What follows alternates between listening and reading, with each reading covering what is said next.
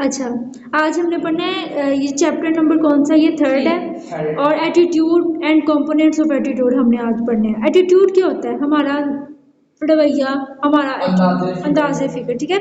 Attitude is consistent favourable and unfavourable evaluation about something, कि बाज़-औक़ात किसी चीज़ के बारे में हमारा जो बिहेवियर होता है वो पॉजिटिव होता है, किसी में नेगेटिव होता है। बाज़-औक़ात किसी के साथ हमारा फेवरेबल जो है वो एटीट्यूड होता है, किसी के साथ अनफेवरेबल। जैसे कि कुछ लोगों के साथ हमारा पर्सनली कोई क्लैश होता है, तो हम किसी के साथ बहुत अच्छे तरीके से बात करेंगे और किसी के अपने प्रीवियस एक्सपीरियंस की बुनियाद पर उनसे अच्छे से बात नहीं करेंगे। तो ये हमारा होता है attitude. Attitude refers to feelings, beliefs and behaviour direct towards people, groups, ideas और ग्रुप और objects. It influences the behaviour of the individuals. It decide how to act और behave in a particular situation और towards something. ये जो हमारा attitude होता है ना, ये इसके अकॉर्डिंग ये इन्फ्लुएंस करता है किसी के बिहेवियर पे, कि उसको किस खास सिचुएशन में किस तरह से जो है वो ट्रीट किया जाए, किस तरह से उसने बिहेव करना है या एक्ट करना है किसी खास सिचुएशन में। जैसे कि देखो फॉर एग्जांपल, हम वैसे क्लास में बैठे हुए तो आपस में बातें वगैरह कर रहे होते हैं, जब टीचर आ जाती हैं तो हम लोग हमारा बिल्कुल बिहेवियर चेंज हो जाता है। तो हम ये लोग ये जो एक्ट करते हैं ना पर्टिकुलर सिचुएशन के अकॉर्डिंग करते हैं। When I say I like my job, I am expressing an attitude which is favorable, मतलब कि मैं वो एटीट्यूड एक्सप्रेस कर रही हूँ जो कि फेवरेबल है, जिसके साथ मैं खुश हूँ। अब एटीट्यूड के आगे से 3 कंपोनेंट्स आ जाते हैं। उसमें हमारे पास आता है कॉग्निटिव कंपोनेंट, अफेक्टिव कंपोनेंट और बिहेवियर कंपोनेंट। सबसे पहले हम पढ़ेंगे cognitive component, rational and reasoning component. इसमें ना ज़्यादातर हमारी थियोरेटिकल इसमें देखा जाता है, जहानत मतलब कि अक्ल से जो है वो चीज़ों को इसमें होता है परसीव किया जाता है। The cognitive component of attitude refers of the beliefs, thoughts, attributes that we would associate with an object. It is the opinion or belief segment of an attitude. It refers to the part of attitude which is related to general knowledge of a person. मतलब कि इसमें cognitive component में ये होगा कि हमारा किसी object को लेकर हमारा एक खास एटीट्यूड होगा और हमारा किसी खास चीज़ को लेकर एक खास हमारा एक अपना ओपिनियन होगा। तो इसमें इस चीज़ को देखा जाता है। जैसे कि यहाँ पर एक ये है स्टेटमेंट बताइए, my pay is low and my expenses are high is the reasonable statement and show cognitive component of attitude. कि जैसे कि एक पर्सन है वो ये कह रहा है कि मेरे एक्सपेंसेस हाई हैं लेकिन मेरी पे लो है, तो ये उसको एक कॉग्निटिव व्यू में अपनी स्टेटमेंट को जो है वो ये बता रहे हैं। आगे हमारे पास आ जाता है अफेक्टिव। अफेक्टिव में क्या होता है? Emotion and feelings component of attitude होते हैं। This component is consist of emotions, feelings toward an object. किसी ऑब्जेक्ट से रिलेटेड उसके इमोशंस या फीलिंग्स हो सकते हैं, जैसे कि उसकी पर्सनल अटैचमेंट होती है अपनी जॉब को लेकर, ठीक है।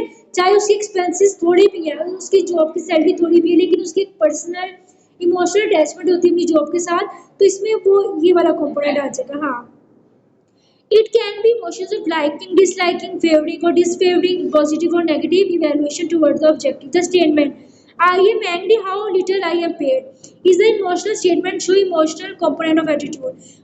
For example, अगर वो इस बात पे है कि मैं एंग्री हूँ कि मेरी जो है वो पे बहुत हुआ है, तो ये वो किस तरह से बताएगा? इमोशनली तौर पर वो उस चीज़ को अफेक्टिवली जो उस चीज़ को बताएगा। आगे हमारे पास आ जाता है बिहेवियर।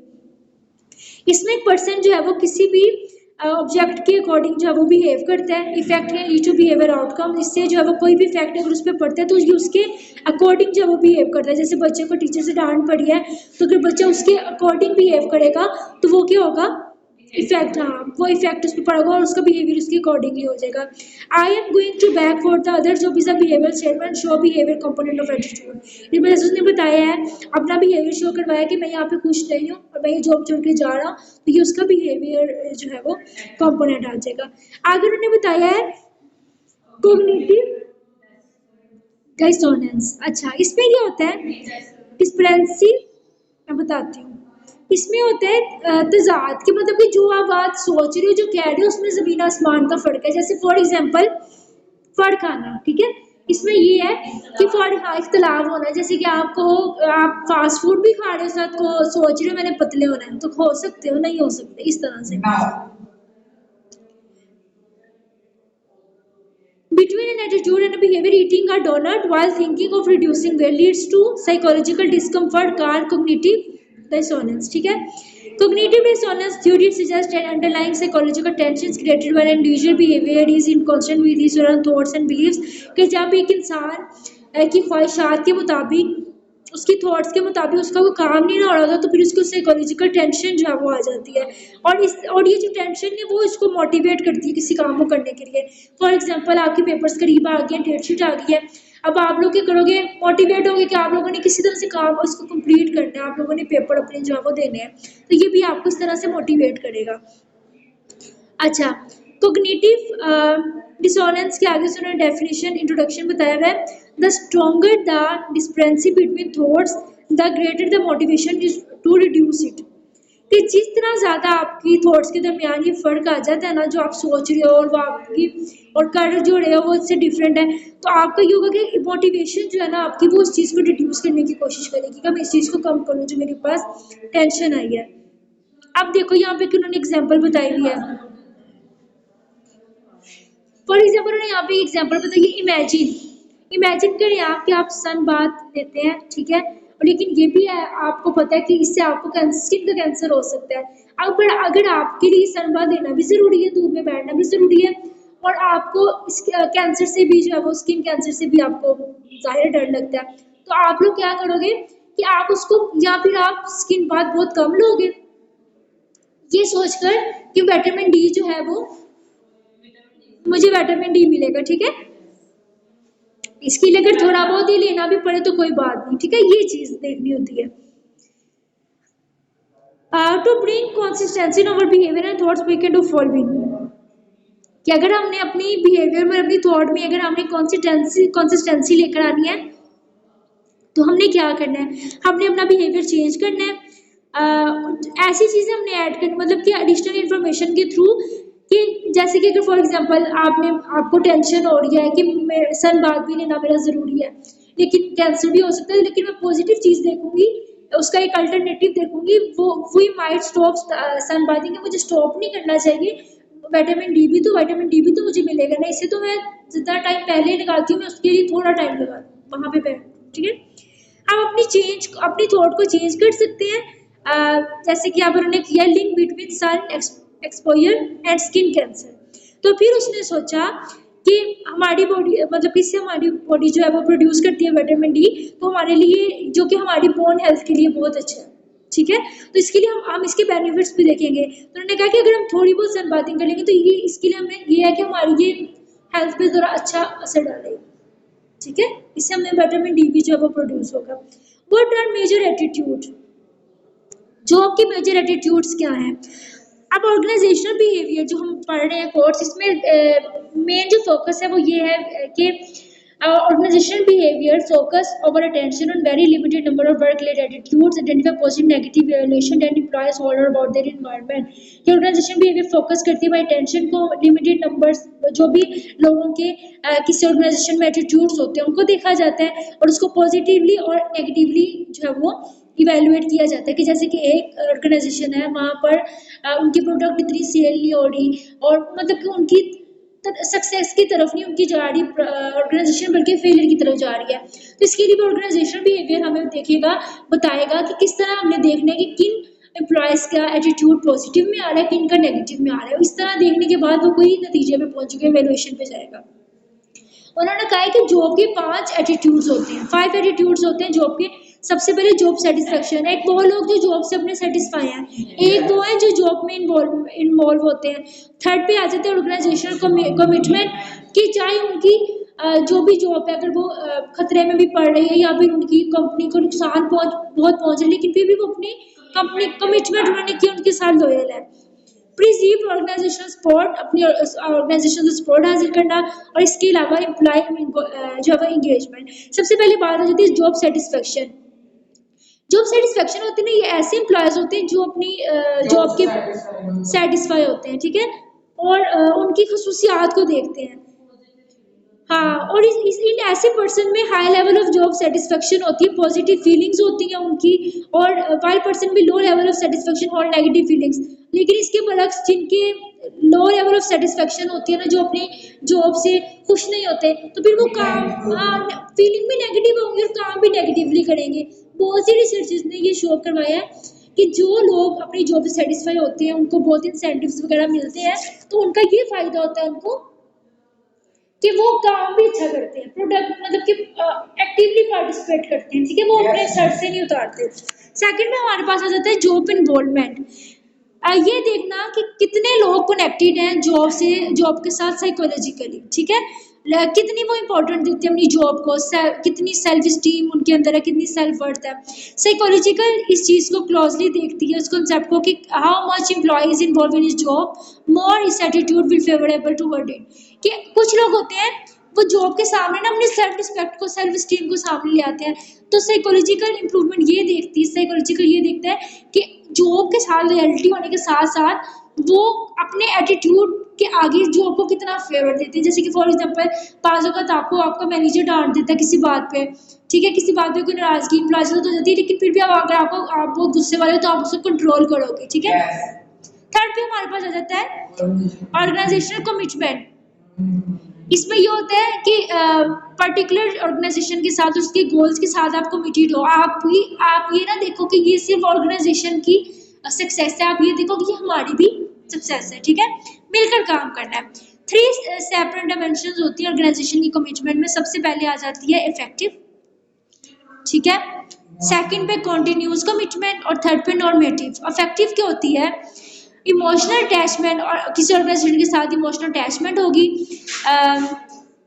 इसके साथ साथ जैसे कि फॉर एग्जांपल अब पैक्टो एम्प्लॉयज़, अब ना कुछ एम्प्लॉयज़ ऐसे होते हैं, मतलब कि एक पैक्टो एक कंपनी है जो कि एनिमल्स की फूड वगैरह को करती है। अब जो लोग एनिमल से प्यार करते होंगे वही उस कंपनी के साथ अटैच होंगे, ठीक है, तो इसको कहते हैं इफेक्टिव कमिटमेंट। सेकंड हमारे पास आ जाती है कॉन्टिन्यूअस कमिटमेंट। इसमें ये होता है continuous commitment is perceived economic value of remaining and staying with an organization. Employee may be committed to an employee because he is paid well. कुछ इस तरह से लोग होते हैं जो अपनी ऑर्गेनाइजेशन के साथ इसलिए अच्छे से रहते हैं, उनके लिए अच्छा काम करते हैं क्योंकि उनकी ऑर्गेनाइजेशन उसको पे अच्छा करती है, ठीक है, उनकी कोई वैसी इमोशनल अटैचमेंट नहीं होती उनके साथ, बल्कि इसलिए उनकी होती है क्योंकि वो उनको पे अच्छा कर रहे होते हैं, ठीक है। थर्ड पे हमारे पास आ जाते हैं नॉर्मेटिव कमिटमेंट। इसमें होते हैं कि इसमें मॉरल और एथिकल रीजंस होते हैं किसी ऑर्गेनाइजेशन के। Different commitments have different effects on behaviour. One study found effective commitment is more related to organisation performance than continuous commitment. कि इसमें होता है कि कुछ एथिकल रीजंस की वजह से या कुछ मॉरल रीजंस की वजह से वो अपने ऑर्गेनाइजेशन के साथ अच्छा रहते हैं। कि मतलब कि कुछ मतलब कि आप किसी ऑर्गेनाइजेशन में कोई 10-12 साल से काम कर रहे हो, वो आपको बहुत अच्छा ट्रीट कर रहे हैं, तो आप किस तरह से उनके साथ आप उनसे जो है वो रह लेते हो, मतलब कि उनके साथ आप कमिटमेंट कर लेते हो कि इन्होंने आपके साथ बहुत मोरालिटी के तौर पे वो आपको वैसे भी आपको बड़ा करते हैं। अगर आप कभी लेट हो जाए या आपके एब्सेंटीज हो जाए तो फिर भी वो आपको आपकी सैलरी में से पैसे नहीं काटते।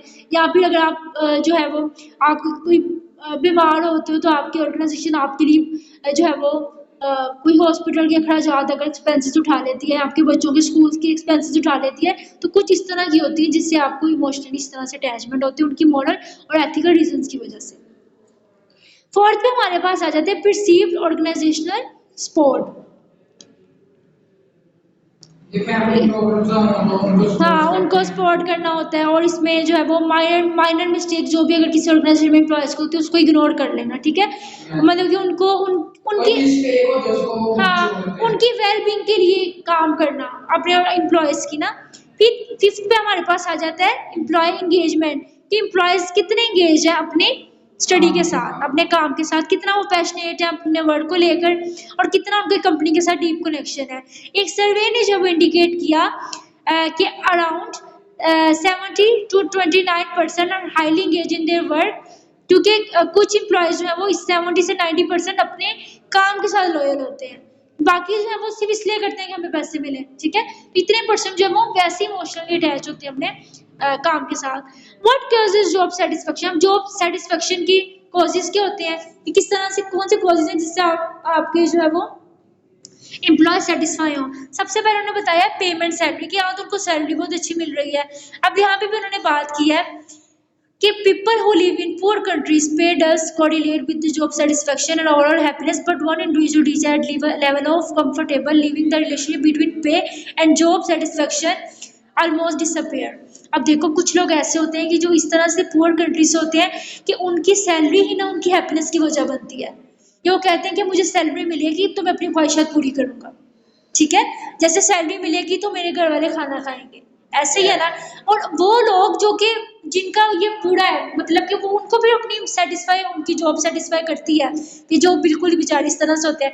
लेकिन कुछ ऐसे होते हैं उनके पास इतना होता है कि अगर उन्हें सैलरी मिल रही है तो मतलब कि उनका पे से और अपनी सेटिस्फेक्शन से कोई इतना ताल्लुक नहीं होता, कि अपनी ख्वाहिशात के साथ उनका पे का ताल्लुक नहीं होता, क्योंकि वो उनके पास इतने उन्होंने जमा किए होते, उनके पास होते हैं कि वो बस उनके बीच में जो इस सेटिस्फेक्शन का एक होता है ना कॉन्सेप्ट, वो उनके बीच में खत्म हो जाता है, ठीक है, जिनके पास पहले से ही पैसे इतने होते हैं। लेकिन जिनका बिल्कुल जो डिपेंड करे होते हैं सैलरी पे, तो उनके लिए जॉब सेटिस्फेक्शन जो है वो बहुत उनके लिए होती है, वो उसको पे करते हैं। इंटरेस्टिंग वर्ड, अब उन्होंने कहा है कि वर्ड अगर इंटरेस्टिंग हो तो भी जॉब सेटिस्फेक्शन बहुत होती है। अगर आपको आपके स्किल के मुताबिक काम दिया जाए ना एम्प्लॉयज़ को, तो भी उनका उस जॉब को लेकर इंटरेस्ट जो है वो ज़्यादा बढ़ जाता है, सेटिस्फाई हो जाते हैं। लो स्ट्रेस, इसके अलावा उन्होंने कहा है कि वो एम्प्लॉयज़ जो कि स्ट्रेस या वर्क काम के दौरान जो वो प्रेशर फील करते हैं, तो वो टेंशन की तरफ चले जाते हैं, हेडेक की तरफ चले जाते हैं। ऐसे जो एम्प्लॉयज़ हैं वो फिर इंजॉय नहीं कर पाते, तो उनको इस तरह का एनवायरनमेंट चाहिए जो कि स्ट्रेस फ्री हो। तो भी अगर स्ट्रेस फ्री एनवायरनमेंट अगर एम्प्लॉयज़ को दिया जाएगा ना, तो भी जॉब सेटिस्फेक्शन होगी। फिर हमारे पास आ जाता है रिवॉर्ड एंड एप्लीकेशन। अगर एम्प्लॉयज़ को अगर वो काम अच्छा करते हैं, हाँ, उन्हें रिवॉर्ड देना, उन्हें अप्रिशिएट करना, इस तरह भी वो सेटिस्फाई होंगे। और लास्ट पे क्या है, उनकी प्रमोशन इन अपॉर्चुनिटीज़ देना और उनकी एबिलिटीज़ इस तरह की एबिलिटीज़ प्रोवाइड करना कि वो एम्प्लॉयज़ जो है वो ज़्यादा अच्छे से काम करें, ठीक है। आगे आ जाते हैं हमारे पास impact of satisfy and dissatisfy employees on the workplace.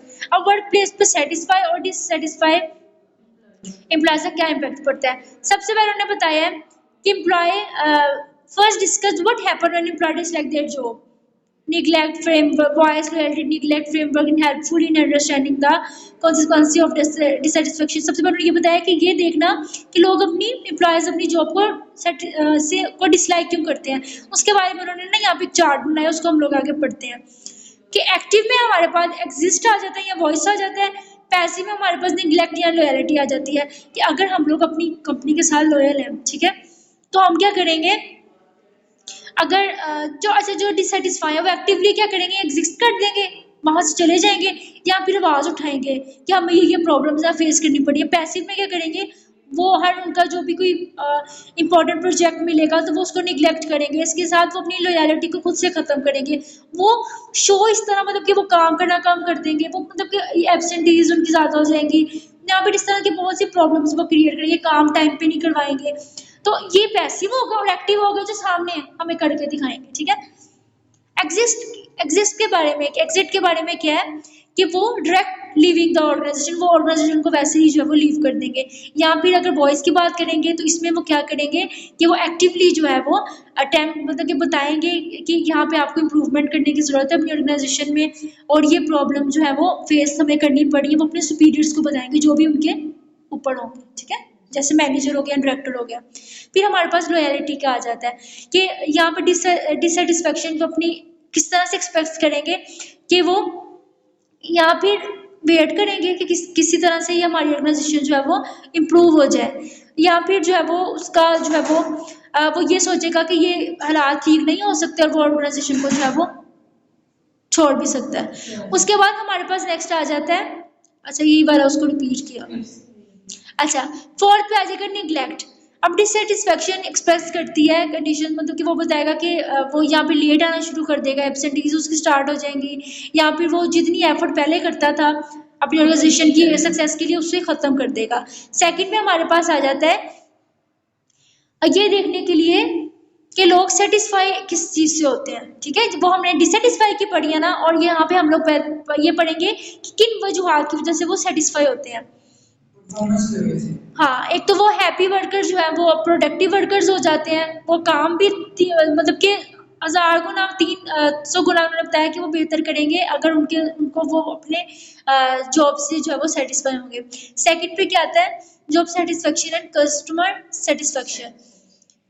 अब जो भी एम्प्लॉयज़ काम कर रहे होते हैं वो कस्टमर से भी जो है वो इंटरेक्ट करते हैं, तो उनके लिए ज़रूरी है कि वो कस्टमर्स के साथ भी पॉजिटिव एटीट्यूड रखें और इस तरह से उनको भी, अब वो जब वो खुद खुश होंगे ना, वो कस्टमर्स को भी जो है वो खुश रखेंगे। लेकिन इसके बरक्स अगर एम्प्लॉयज़ जो है वो डिसलाइक करते हैं अपनी जॉब को, स्ट्रेस में रहते हैं, तो इस तरह वो कस्टमर्स को भी डिससेटिस्फेक्शन की तरफ ही लेकर जाएंगे। जॉब सेटिस्फेक्शन एब्सेंटिज्म, अब ये इंपॉर्टेंट होने का रिलेशनशिप है एब्सेंटीज का और जॉब सेटिस्फेक्शन का। डिससेटिस्फाई एम्प्लॉय जो है वो अपना काम मिस कर देते हैं और या वो सिक लीव्स पे चले जाएंगे, तो इससे क्या होगा कि वो और वो उनको लीव भी दे देंगे, ठीक है, वो कहेंगे कि हम बीमार हैं तो वो उन्हें लीव भी दे देंगे। लेकिन इसके साथ साथ जो सेटिस्फाई होते हैं ना अपनी जॉब से, वो कहते हैं कि इनको तो हर दफ़ा लीव मिल भी जाती है, इनके तो पैसे भी कट नहीं होते, तो हम भी काम शुरू कर देते हैं, ठीक है। इस तरह दूसरों पे भी इफेक्ट डालता है, ठीक है। इनकरेजिंग टू ऑल, अब ये इनकरेज करते हैं किनको, तमाम एम्प्लॉयज़ को, ठीक है, जो कि हाईली सेटिस्फाई होते हैं अपनी जॉब के साथ। Job satisfaction and turnover, job dissatisfaction is more likely to turn over. अब जो जो लोग जॉब को पसंद नहीं करते वो ज़्यादातर जो जॉब छोड़ देते हैं, क्योंकि उनके लिए मूव ऑन करना ईजी होता है।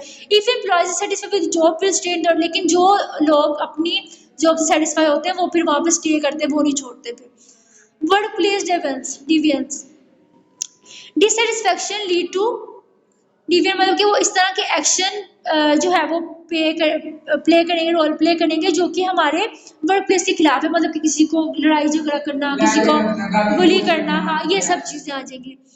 If employee don't like its in work, मतलब कि अगर एम्प्लॉय अगर काम पसंद नहीं करता, कहीं पे की इन्वायरमेंट पसंद नहीं करता, तो वो वहाँ पे जॉब भी छोड़ सकता है, वहाँ पे बैड लैंग्वेज यूज़ करता है, लोगों के साथ मिसबिहेव, वो समझेगा कि मैंने छोड़नी ये जॉब, अगर मेरा सुपीरियर भी कोई आता तो वो उससे भी बदतमीजी करेगा।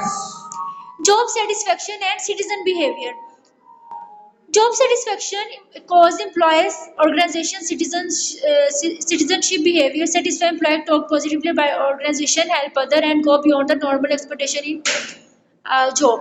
तो इस जॉब सेटिस्फाई होगा ना, वो अपनी जॉब के बारे में अच्छा पॉजिटिवली लोगों को बताएगा, इस तरह हेल्पफुल साबित होगी हमारी ऑर्गेनाइजेशन के लिए कि लोग ज़्यादा से ज़्यादा हमारी ऑर्गेनाइजेशन की प्रोडक्ट्स अगर हम सेल कर रहे हैं तो उसकी तरफ भी वो आएगा, ठीक है, और वो एक्सपेक्टेशंस अच्छी लगेगा अपनी जॉब के बारे में। अब यहाँ पे उन्होंने क्या बताया हुआ लास्ट पे, इम्प्लीकेशंस ऑफ मैनेजर्स, कि वो अपनी एम्प्लॉय जो है वो सेटिस्फाइड है, कमिटेड रहे अपनी जो है वो, हाँ क्या लॉयर, फिर इस तरह से सेटिस्फाई होंगे, कमिटेड होंगे, तो फिर उनका टर्नओवर एब्सेंटीज को विड्रॉ करने का जो है वो बहुत हद तक उनका ये एटीट्यूड जो है वो कम हो जाएगा।